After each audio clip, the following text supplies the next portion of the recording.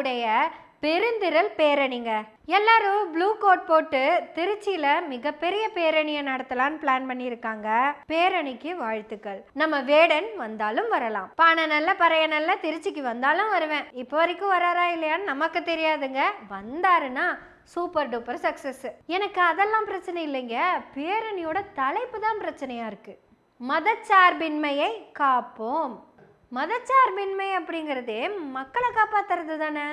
நான் இந்த மதம், நீ அந்த மதம், அவன் அந்த மதம், நம்ம எந்த மதமா இருந்தாலும் நமக்குள்ள மதச்சார்பு இல்லாம ஒன்னா இருக்கணும். இப்ப ரீசெண்டா கூட நம்ம கனிமொழி தோழர் பட்டைய கலப்புனாங்கல்ல, what's a national language of India அப்படிங்கிற கேள்விக்கு she said that unity in diversity is our national language. அந்த unity in diversity தாங்க மதச்சார்பின்மை. அந்த unity in diversity தான் மொழிச்சார்பின்மை. அந்த யூனிட்டி இன் டைவர்சிட்டி தான் இனச்சார்பின்மை. இப்படி எவ்வளவு வேறுபாடுகள் நமக்குள்ள இருந்தாலும் எல்லாத்தையும் தாண்டி நம்ம எல்லாரும் யூனிட்டியா இருப்போம் அப்படிங்கிறது தான் இந்தியா. ஆனா இங்க பாருங்க, மதச்சார்பின்மையை காப்போம். அப்போ மதச்சார்பின்மைக்கு ஆபத்து வந்திருக்குது. நான் இந்த மதம், என் மதம் தான் பெருசுன்னு பேச ஆரம்பிச்சிருக்கோம். மனித நேயத்தை விட்டுட்டு மத நேயத்துக்கு போயிருக்கோம். அதனாலதான் இந்தியால மதச்சார்பின்மைக்கு மிகப்பெரிய ஆபத்து வந்திருக்குதுன்னு கண்டிச்சு பேரணி நடத்துறாங்க. இங்க மதச்சார்பின்மை இல்லைன்னா இந்தியாவே இல்லை அப்படிங்கிறத யாருக்கு உணர்த்தணுமோ அவங்களுக்கு உணர்த்துறதுக்காக தான் இவ்வளோ பெரிய பேரணி நடக்க இருக்கு.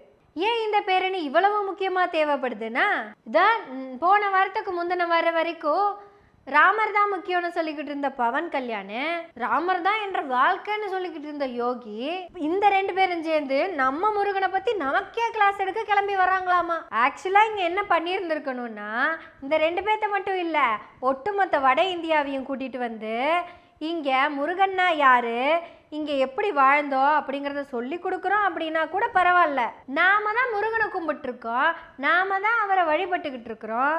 ஆனா இவருக்கு சம்பந்தமே இல்லை அந்த ரெண்டு பேர்த்த கூட்டிட்டு வந்து முருகன்னா யாருன்னு பேச வைக்க போறாங்க. எங்க முருகன் யாரு தெரியுமா? சுயமரியாதைக்காரங்க, நேர் வழியில் நடப்பவன்க.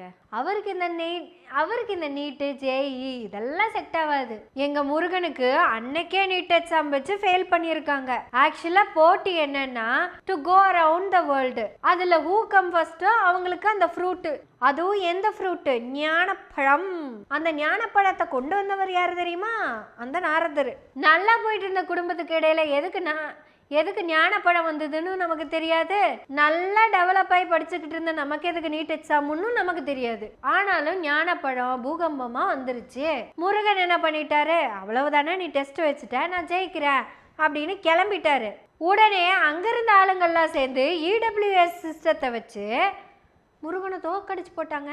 அதாவது எர்த்தையும் வேர்ல்டையும் சுத்த வேண்டியது இல்லை, அந்த இடபிள்யூஎஸ் சொன்னேன். அவ்வளவுதான், முடிவுக்கு வந்துருச்சா? முருகன் நீட்ல ஃபெயில் ஆயிட்டான்.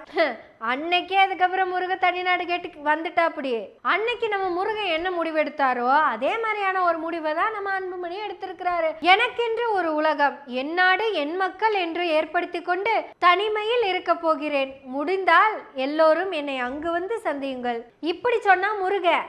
ஆனா நம்ம அன்புமணி, நான் படையூருக்கு போறேன், முடிஞ்ச எல்லாம் பஸ் ஏறி கிளம்பி வந்துருங்க அப்படின்னு சொல்லிட்டாரு. அவ்வளவுதாங்க. எங்க முருக எல்லா இடத்துலயும் நீக்கமர நிறைஞ்சிருப்பாருங்க. ஏன்னா முருகன் தமிழ் கடவுள். தமிழ் என்பது தனித்து இயங்கக்கூடிய ஒரு மொழி. இது கன்னடம் போல் மலையாளம் போல் மற்ற மொழிகளை போல் யாருடைய தயவுமின்றி தனித்து இயங்கக்கூடிய மொழி. இந்த மொழியை பேசிட்டு இருந்தாங்கல்லங்க, பயன்படுத்திட்டு இருந்தாங்கல்ல, அந்த மக்களுக்கு ஒரு மிகப்பெரிய டெமோக்ரஸி இருக்குங்க. யாதும் ஊரே யாவரும் கேளிங்கிற மொழியை பேசிக்கிட்டு இருந்த கணியன்தான் டெமோக்ரட்டிவா இருந்த தமிழன். ஆனா இன்னைக்கு சில்ற பசங்க, சொல்ல போனா ஒரு மலையாளினே வச்சுக்கோங்களேன், இந்த மாதிரி அவன் வந்து சொல்றான் தமிழ்ல டெமோக்ரட்டி எல்லாம் இல்ல, நானும் ஆரிய மொழிய போல உயர்ந்தவன் பெருமை பேசுறவன் மட்டும்தான். அவன் இனப்பெருமை பேசுறான், இவன் மொழி பெருமை பேசுறான். ரெண்டு பேத்துடைய நோக்கமும் மக்கள் சேர்ந்திருக்க கூடாதுங்கிறது தான். ஆனா நம்ம முருகன் அப்படி கிடையாதுங்க. முருகன் அப்படி கிடையாது. வள்ளியோட மகிழ்ச்சியா வாழ்ந்துகிட்டு இருந்தாரு, முருகனாவே இருந்தாரு, எந்த பிரச்சனையும் இருந்ததில்ல. திடுத்துப்புடு முருகனை சுப்பிரமணி ஆக்கி போட்டு என்ன பண்றது? முருகன் எப்ப சுப்பிரமணி ஆனாருன்னு எங்க முருகனுக்கு அது தெரியவே தெரியாதுங்க. ஏன்னா அவர் எங்க முருகன், எங்க குறிஞ்சி நிலத்துடைய ஆக சிறந்த தலைவருங்க.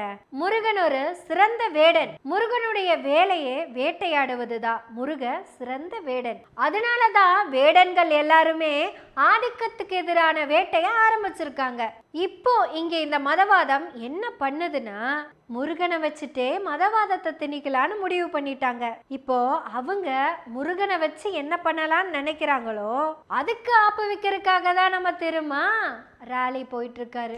மதச்சார்பின்மையை காப்போம் அப்படிங்கிற வார்த்தையை வச்சு யூனிட்டி இன் டைவர்சிட்டிங்கிறத இந்தியால நம்ம காத்தே ஆகணுங்கிறது தான் இந்த பேரணியின் நோக்கம். ஒருவேளை முருகனுடைய வேல் மதச்சார்பின்மைக்கு எதிரா போயிருச்சுன்னு வச்சுக்கோங்களேன், போகாது. அப்படி போக கூடாதுன்னு தான் இன்னைக்கு திரும்ப ரோட்ல போறாரு. மதச்சார்பின்மையை காப்போம்.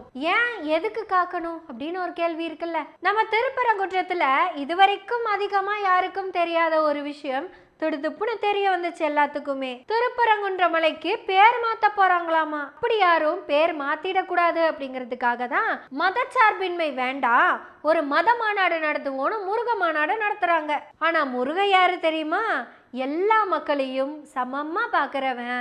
அவனுக்கு இதுல எந்த பிரச்சனையும் இல்லை. இந்த 800 வருஷமா முருக யாருக்கிட்டையும் போய் எந்த கம்ப்ளைண்ட்டும் கொடுக்கல.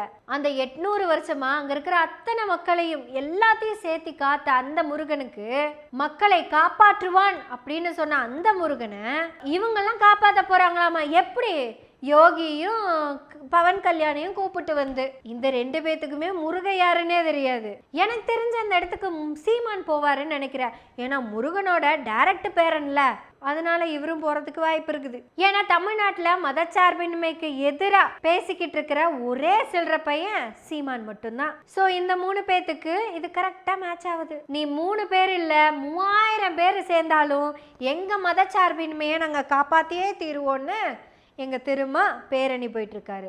எஸ், ஒரு தலைவன் எப்படி இருக்கணும் அப்படிங்கறத திரும்ப நமக்கு சொல்லி கொடுக்கிறாரு. எல்லோரையும் உள்ளடக்கியதுதான் இந்தியா. இது மதச்சார்பின்மையற்ற நாடு. இதுடைய தேசிய மொழியே யூனிட்டி இன் டைவர்சிட்டி. சோ அதுக்கு ஒரு பாதிப்பு வந்திருக்கு. அதை காப்பாத்தியே தீருவோம்னு முதல் அடி எடுத்து வைத்து நடக்க தொடங்கி இருக்கிறார் நம்ம திருமா. பேரணியின் வெற்றியே இந்தியாவின் வெற்றி.